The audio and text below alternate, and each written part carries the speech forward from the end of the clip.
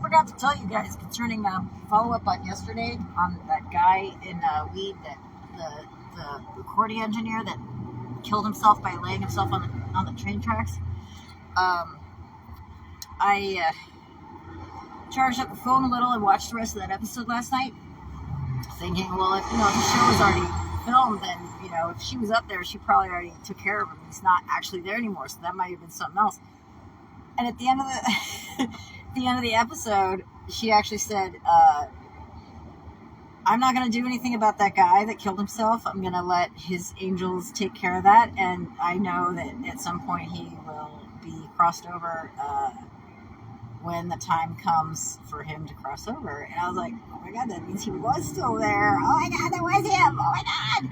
So, we're coming for you, Wade. Just want to tell you that. Seems like probably to most people, seems like the weirdest reason to go to some town 400 miles away to help the soul of somebody who laid their head on a train track to kill themselves. But you know what? I have thought about doing that so many times in life that it just resonates with me. And if there's, I like helping people that have done things that I didn't have the balls to do. But yeah, it's got to be a pretty gnarly way to go. And I feel for him, so I wanted to go back up there anyway. So I figured, since that all kind of started tying itself together like that, it's, I don't think you receive information like that unless you're meant to receive it in a way. Don't be too woo-woo on you if you think that, I don't give a fuck. I'm an old lady now. I can be as woo-woo as I fucking want to be. Because now I'm officially a crone. I can be as crazy and weird, and I can say all the weird things that nobody wants to say as much as I want, because I don't give a fuck. Ow, I'm having a leg cramp. Ah, Charlie horse. Wow. Okay. All right. Yeah. So I just want to let you know that, and all of a sudden I'm wide awake, and now I'm not going to take a nap. So here we go.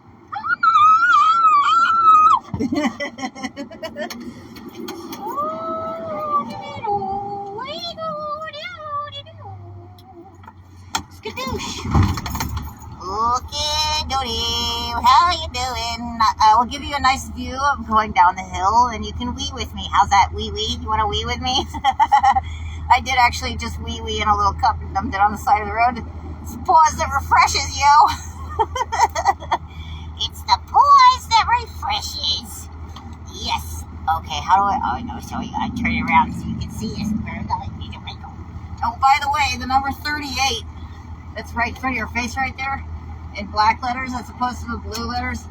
38 is known as trucker lingo for good luck.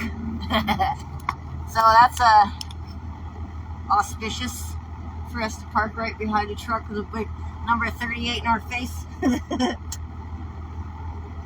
Yeah. There's all kinds of things I learned. Get off my donkey is my favorite thing to say when people are riding too close to your ass. It's because they're on your donkey. So yeah, even when people were walking, pre-COVID, when people would always stand too close to me, I'd be like, get off my donkey. And they just look at me funny. But, that was my favorite thing about COVID, is that fucking personal space. And I hope to God people just do not go back to crawling up my asshole, because I really enjoy having personal space. Just saying. I'm just saying. Okay. All right. Okay, yeah. Bye-bye.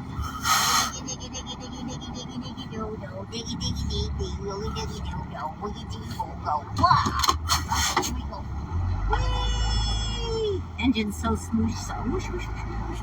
Whoosh, whoosh, whoosh, whoosh, whoosh. Whoosh, whoosh, whoosh, whoosh.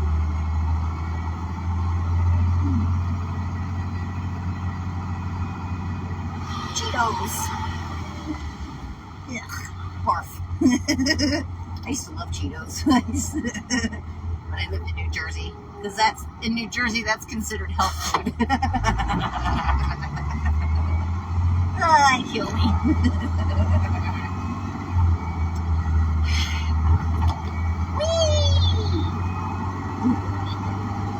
Oh, look at that. A nice open lane for us to merge into. We like that.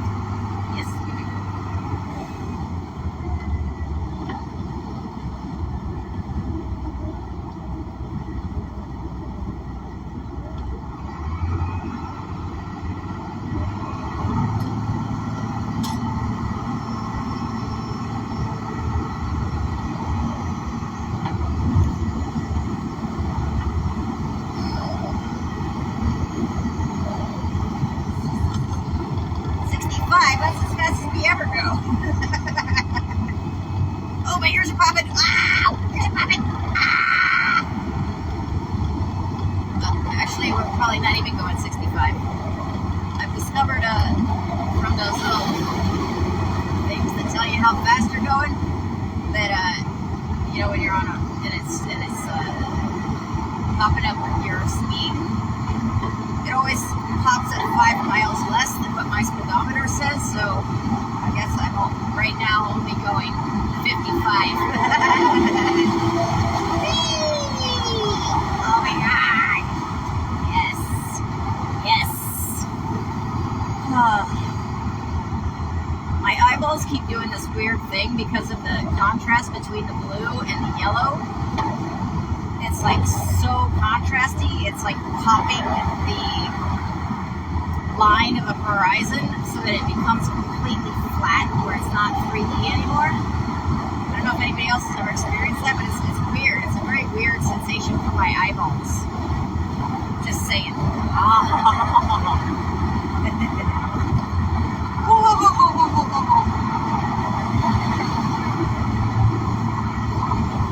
Whenever I see these little tiny roads by the side there, I always wish I could just go down them, you know, like just drive on those tiny little roads. But a lot of times there's no access from the highway. Yeah, so I don't know if we're going to take I-5 the whole way, but I sure do like going on small highways. Because that's where all the abandoned buildings are and shit.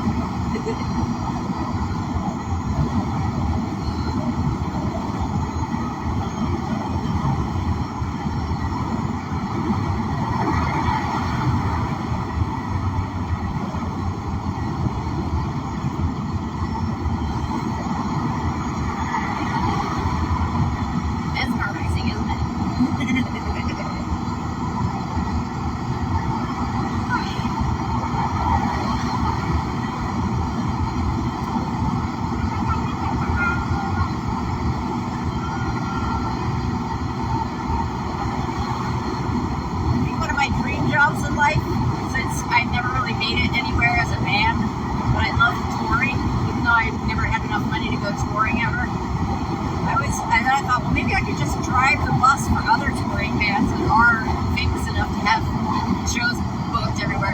Because when I left San Francisco in 2015, I told myself I was going on an American tour, but I only got one show booked in Cincinnati, so I stayed in Cincinnati and played 8 shows. Those were the only shows I played in all of America. That was my big U.S. tour. So yeah.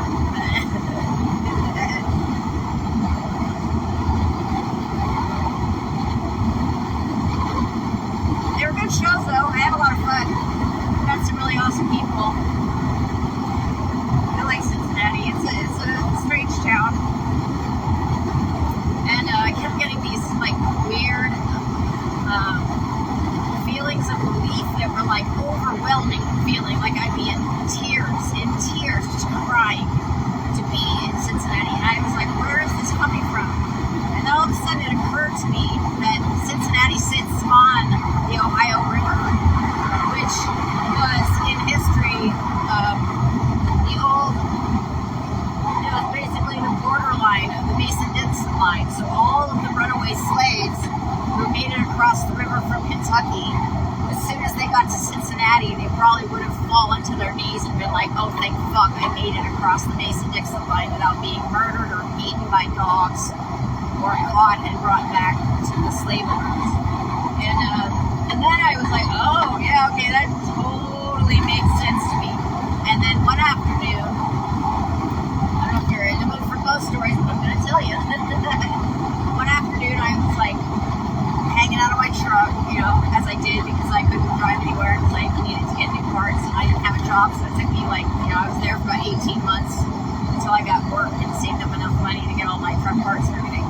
But one day I was sitting there and I got that feeling again of relief, and I was like, oh, this must be, you know, I must be feeling somebody, you know, from about 100 years ago, runaway slave. But instead of just one person. I literally saw a procession of like 100 people all dressed in like Victorian clothing, but they were all wearing black. And it was a weird feeling. I was like, what? And then I just kind of let it go. And then I went to this, I started this group, sort of like AA meeting, but it's Buddhist for Buddhists, so they don't really go into the God thing so much. And I was going to those meetings, and at one of them I met this woman who makes healing music, and she just randomly was talking about how that week of the meeting was an anniversary for the largest group of slaves that were transported through the city of Cincinnati. And the way that they did it was they dressed everyone in black, and they just pretended they were on a funeral procession, and they literally marched through the city and, made it to Canada and everything else after that. But I was like, oh my God, I saw the procession like that week. I was like, oh my God, I saw the procession. But it wasn't like, witnessing ghosts that were sad and stuff. It was more like a celebration, like they come back every year to celebrate the fact that they made it, because that was their greatest moment of feeling that much relief and gratitude, and, really heightened emotions, because emotions are strong enough to bend time and space, so you gotta respect them. That's all I'm gonna say about that. even the ones that are dark, they all deserve respect, because if emotions are that strong that they can, alter your reality, then what else do you know does that? Unless you're actually in a spaceship. Getting closer to a black hole. Or a white hole, hey! I have a theory that the white holes they just discovered are actually the other side of black holes, because a black hole, sucks everything in, including light, and a white hole pushes everything out, including light. So, if a black hole resonates at negative 47 octaves, B flat, right? Try to imagine that sound. Negative 47 octaves, B flat. Which means you probably feel one wave of that sound maybe once every 9 years or something. I don't know, because it's such a low frequency. I haven't done the math on it, but that's what I'm guessing. Maybe feel one wave like every 9 years. But then that means a white hole probably resonates at B flat 47 hertz above, which you probably feel a lot more often than once every 9 years. It's thoughts like that usually pull me out of depression because of space.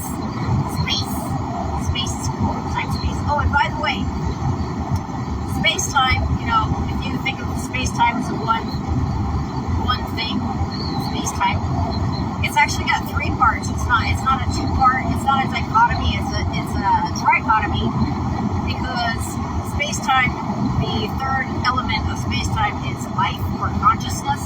So it's actually space-time consciousness. I'm going to get all quantum on you, but I just got all quantum on you.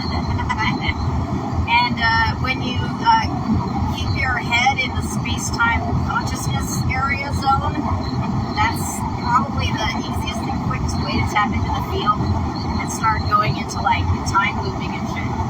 Just in case you're into that. I think it's pretty cool, because right now, in this moment, having my head